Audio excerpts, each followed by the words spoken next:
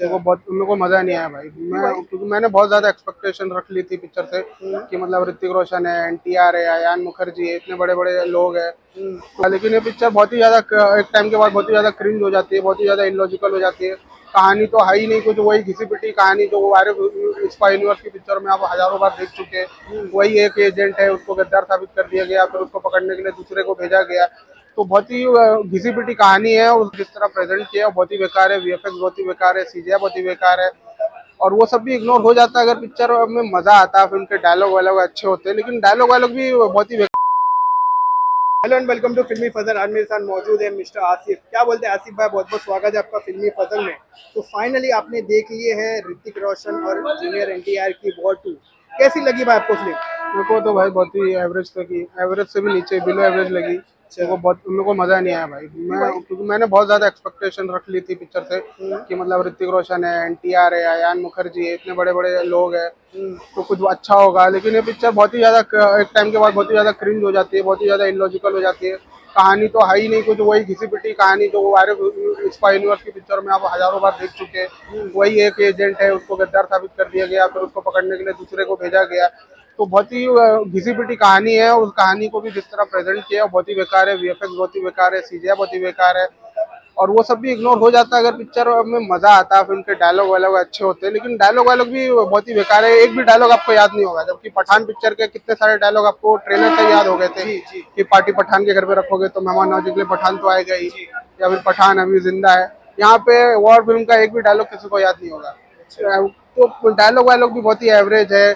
Picture का screen play बहुत ही गड़बड़ है, पिक्चर में बहुत सारी गलतियां है जो मतलब अगर नॉर्मल जो भी इंसान पिक्चर देख रहा है ना, उसको शायद वो गलतियां समझ में नहीं आए।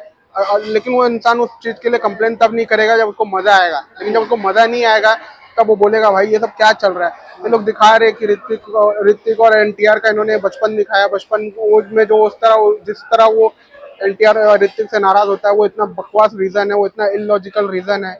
मतलब जिस एज में उन लोग अपना नाम नहीं बता सकते, जिस एज में उन लोग को सही से होश नहीं है कि क्या करना चाहिए, पढ़ाई वढ़ाई करना चाहिए, उस एज में वो भाई वो बुरा इंसान, वो ऋतिक से नफरत कर रहा है, ऋतिक के अगेंस्ट जा रहा है।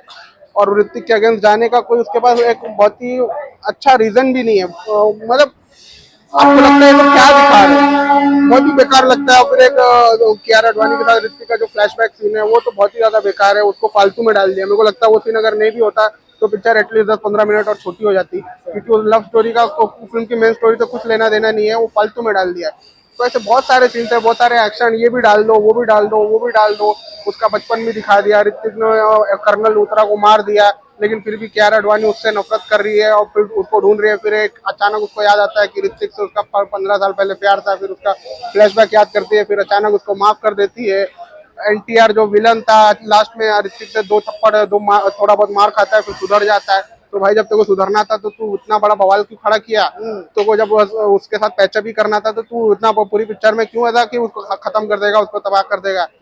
मतलब डायरेक्ट पिक्चर में कोई सेंस नहीं है, कोई सर पैर नहीं है। और डायरेक्टर ने आप पिक्चर बना दी और फिर लोग सोचे अरे भाई हमने एनटीआर को लिया है, हमने कोई आलतू फालतू एक्टर को नहीं लिया है। अगर हमें पिक्चर के एंड में एनटीआर को मरा हुआ दिखा देंगे या विलन पूरी तरह विलन दिखा देंगे तो एनटीआर के फैंस बुरा मान जाएंगे। तो फिर उन्होंने उस चीज को जस्टिफाई करने के लिए एनटीआर को दिखा दिया कि भाई वो सुधर गया, वो सही हो गया।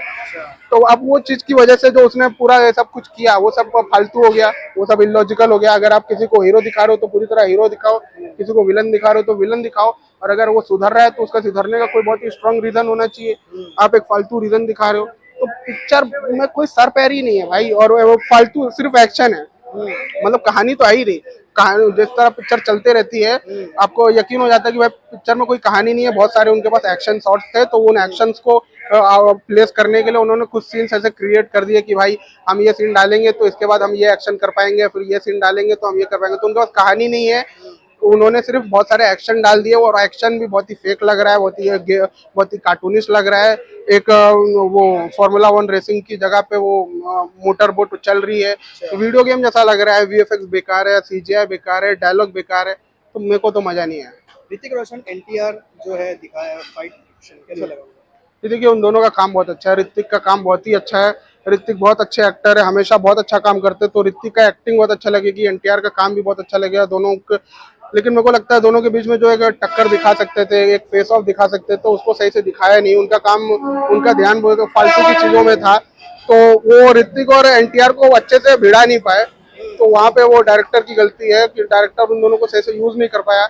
ऋतिक को थोड़ा ज्यादा इंपॉर्टेंस दिया, ज्यादा स्क्रीन टाइम दिया है, लेकिन एनटीआर ने भी अच्छा काम किया, अच्छा काम। उनका एक्टिंग आपको अच्छा लगेगा, हालांकि डायरेक्टर ने उसको धोखा दे दिया, लेकिन फिर भी एनटीआर ने अपना 100% दिया है, एनटीआर ने अच्छा काम किया। ओके, और आई थी ऋतिक वर्सेस टाइगर अच्छी लगी थी या एनटीआर वर्सेस ऋतिक अच्छी नहीं लगी? नहीं भाई, को कंपेयर, पार्ट वन ज्यादा अच्छी थी। पार्ट वन क्लासिक पिक्चर है। पार्ट वन की स्टोरी भी कोई बहुत ग्रेट या महान स्टोरी नहीं थी, लेकिन वो पिक्चर का डायरेक्शन जिस तरह था, जिस तरह प्रेजेंटेशन था, वो बहुत ही ब्रिलियंट था।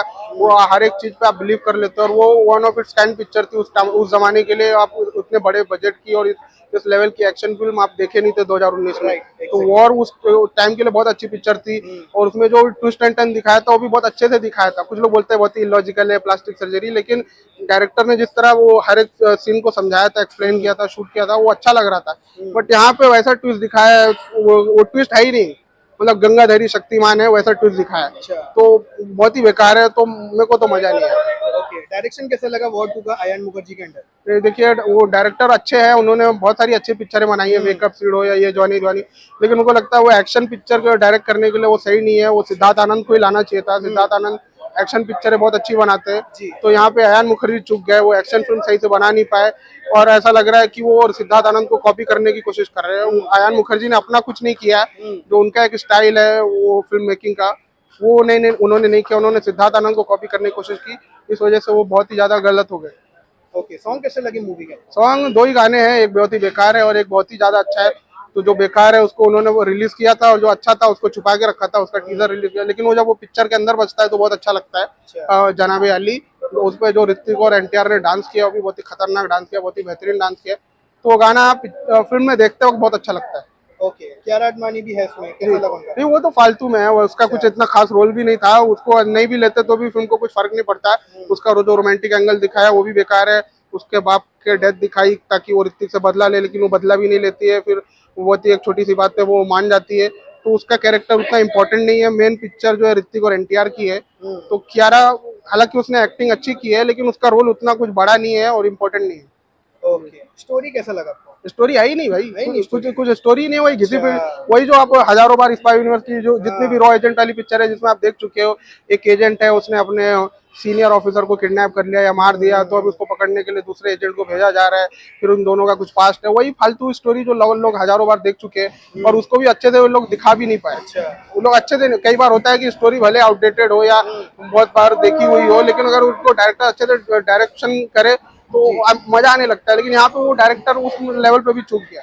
तो वो स्टोरी तो आउटडेटेड थी, डायरेक्शन भी बहुत ज्यादा बेकार है। ओके, क्या कहना चाहेंगे? एक्सपेक्टेशन क्या थी अपनी कैमियो की? स्पॉइलर नहीं देंगे पहले। जी, spoiler। एक्सपेक्टेशन क्या थी और एक्सपेक्टेशन से खरी उतरी के नहीं है कैमियो की रिगार्डिंग? ये देखिए, वो जिसका भी कैमियो है उसने एक्टिंग तो अच्छी की है, जो भी है वो एक स्टार वैल्यू ऐड करते हैं, लेकिन उसका क्योंकि फिल्म की मेन स्टोरी से कुछ कनेक्शन नहीं है, मतलब वॉर की स्टोरी से कुछ कनेक्शन नहीं है। फिल्म एंड होने के बाद, और फिल्म में दो एंड क्रेडिट्स है, एक एंड क्रेडिट्स में ऋतिक और कियारा का लव एंगल दिखाया, उसके बाद फिर फिल्म एंड होती है, उसके बाद वो कैमियो आता है। तो कुछ लोग तो वो तब तक उठ के जा भी चुके थे, वो कैमियो के लिए रुके भी नहीं थे। तो जब आप पूरा रुकोगे तब आपको पता चलेगा किसका कैमियो है। लेकिन वो कैमियो भी इतना कुछ खास नहीं हुआ, ऐसा लग रहा है उस नई पिक्चर का अनाउंसमेंट है। वो कैमियो का मेन स्टोरी से कुछ लेना देना नहीं है, या वॉर पिक्चर से कुछ लेना देना नहीं है। आउट ऑफ 5 कितना रेट करना चाहेंगे वॉर 2 को? मैं फिर भी 2.5 दूंगा यार, क्योंकि ऋतिक और एनटीआर ने मेहनत की है, फिल्म का बजट ज्यादा है, तो इसलिए मैं 2.5 दूंगा। वरना पिक्चर ने तो मेरे को डिसअपॉइंट ही किया है। ओके, ऑडियंस को क्या बोलना चाहेंगे वॉर 2 के लिए? तो देखिए, ऑडियंस को मैं क्या बोलूँ भाई, जो भी अगर ऋतिक के फैन हो और वॉर फ्रेंचाइज के फैन हो तो एक बार देख सकते हो। बस एक बार देख के भूलने वाली पिक्चर है, बार बार देख के या कुछ ऐसा क्लासिक हो जाएगी या याद रखने वाली पिक्चर हो जाएगी, वैसी नहीं है। एक बार आप देख सकते हो, कुछ सीन्स में शायद ऋतिक का डांस वांस देख के शायद अच्छा लग जाए, वरना टाइम वेस्ट ही है।